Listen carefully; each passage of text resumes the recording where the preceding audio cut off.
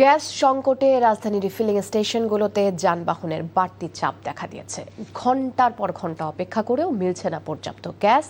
যাত্রী পরিবহনেও বিঘ্ন ঘটছে, বাড়ছে জনভোগান্তি। দিনের বেশিরভাগ সময় পাম্পেই চলে যায় যানবাহন চালকদের।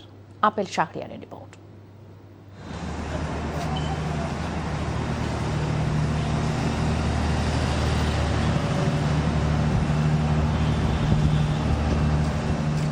রাজধানীর তেজগাঁও শিল্পাঞ্চল এলাকায় সিএনজি ফিলিং স্টেশনের সামনে যানবাহনের দীর্ঘ সারি।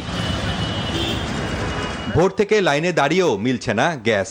যানবাহনের সারির এমন দৃশ্য বেশিরভাগ ফিলিং স্টেশনগুলোতে। অনেক জায়গায় গ্যাস নেই সাইনবোর্ড ঝুলিয়ে দেওয়া হয়েছে।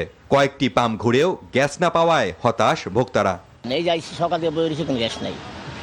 আবার গ্যাস সকালে 5টা-6টা বাজে আহি সিরিয়াল পাই না। আবার 8টা-9টা বেলা গ্যাস জায়গা। ময়মনসিংহ থেকে আসছি, কোনো গ্যাস পাই নাই।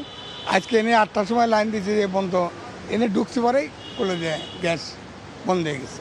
আমরা ড্রাইভারটা অদৃষ্ট হয়ে গেছি, কেন প্রতিদিন রাত্রে নাই দিন নাই সারাদিন বৈশাখ গ্যাস পাওয়া যায় না। সিএনজি অটোরিকশা চালকদের ভোগান্তি সবচেয়ে বেশি।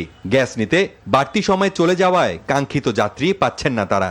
এভাবে চলতে থাকলে জীবিকা নির্বাহ কঠিন হয়ে পড়ার শঙ্কায় তারা। 4000 টাকা রুম ভাড়া, খাওয়া দাওয়া, বাল বাচ্চা আছে, কিন্তু আমাদের এটা অনেক কষ্ট হয়ে যাইতেছে। তো এইরকম হলে তো আমরা তো বাঁচবো না, দেখা যায়। আমি এই পর্যন্ত মনে করেন 10টা পামে গেছি। 10টা পামে গিয়ে একটা পামেও কোনো গ্যাস নাই। অফিসে সিরিয়াল দিয়া মালিকের জমাও ঠিক মতো দিতে পারি না, সংসারও চালাতে পারি না। পাম কর্তৃপক্ষ জানিয়েছে দিন যত গড়াচ্ছে সংকট তত বাড়ছে। আমাদের মেন লাইনে গ্যাস নাই। আমরা যে যেমন আজ কালকে 12টায় গ্যাস আইছে, সকাল 9:30 পর্যন্ত চলছে, এখন বন্ধ আছে। আমরা বলতেছি এখন চলে যান, কখন গ্যাস আসবে তার কোনো ঠিক নাই। তারপরেও বসে আছে, কেউ যাইতে চায় না, বলে না আমরা গ্যাস নিয়ে যাব।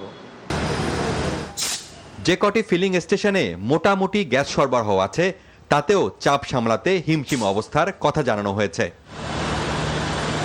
বাসা বাড়িতেও গ্যাস না থাকায় রান্না সহ নিত্য প্রয়োজনীয় কাজে সমস্যা হচ্ছে বাসিন্দাদের। মহেশখালীতে ভাসমান এলএনজি টার্মিনালে কারিগরি ত্রুটির কারণে সমস্যা হচ্ছে বলে জানিয়েছে জ্বালানি মন্ত্রণালয়। Apple Shahriar, NTV news, Dhaka.